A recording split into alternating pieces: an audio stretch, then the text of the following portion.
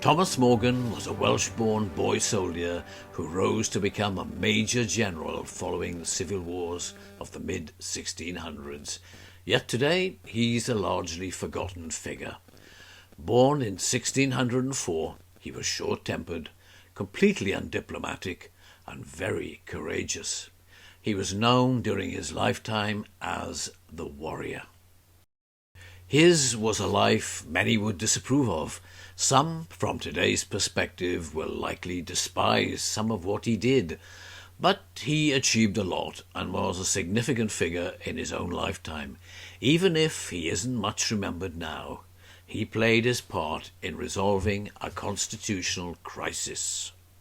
Major General Thomas Morgan is far less well known today than his nephew, the buccaneer and colonial governor Henry Morgan, he of the swashbuckling exploits in the Caribbean.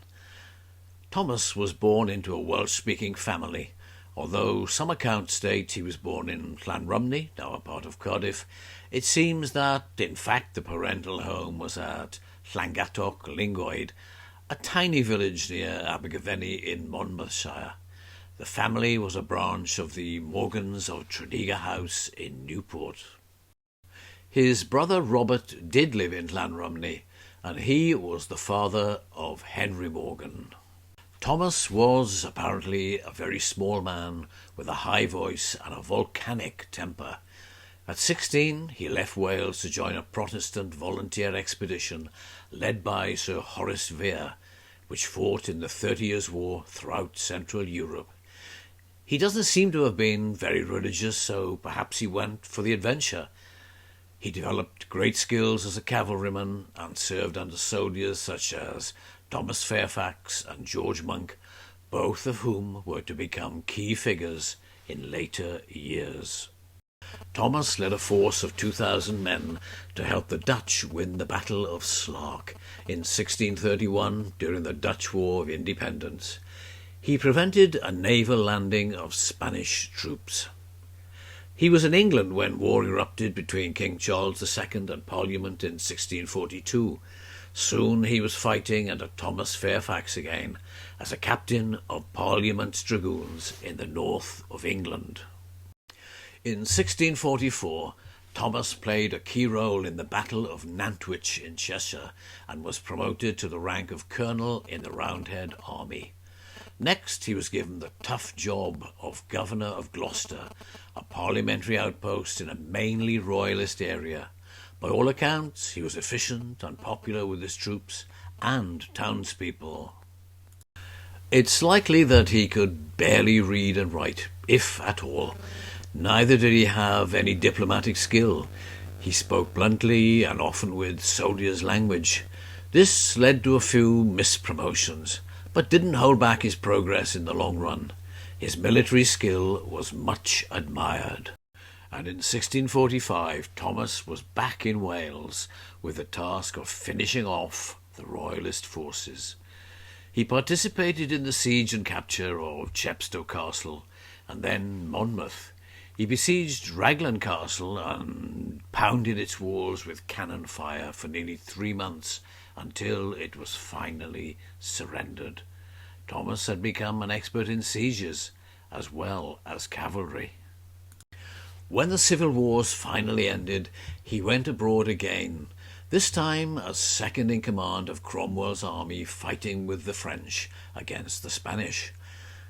The French leaders, Cardinal Mazarin and Marshal Turenne, sought out this famous soldier.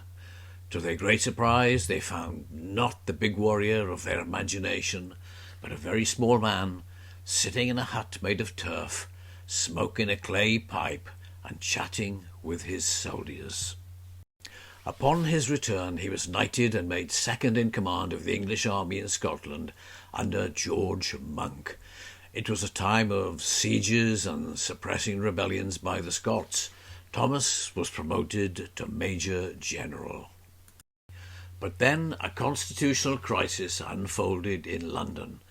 Leaders of the new model army had established what was in effect a military government. Monk opposed it and marched to London. A test of strength was looming, and both sides desperately needed the support of the top cavalry expert in the land, Thomas Morgan. He was in charge of the army in Scotland, a very powerful position. Thomas decided that the restoration of the monarchy was a better option than a military government, and he backed Monk. A force raised to confront Monk melted away. Soon Charles II was on the throne. Thomas personally fired the famous Mons Meg gun in Edinburgh in celebration. The king awarded Thomas a baronetcy. He retired with his wife to an estate he had bought in Herefordshire. By this time the couple had 9 children. But it was a short retirement. A few years later, King Charles made him governor of Jersey. His job was to improve the defences of the island, which was under threat of French invasion. And there, while supervising this task, he died in 1679 at the age of 75. And so ended the life of Thomas Morgan. His love of warfare and his military suppression of Scotland won't endear him to many, but for all that, he was a high achiever and an important person of his time. And a brief word about another of Thomas's brothers, Edward. Edward Morgan fought for the Royalists in the Civil War. He became Captain General of the King's forces in South Wales, and when defeat came, he escaped to mainland Europe. He married the daughter of a German baron.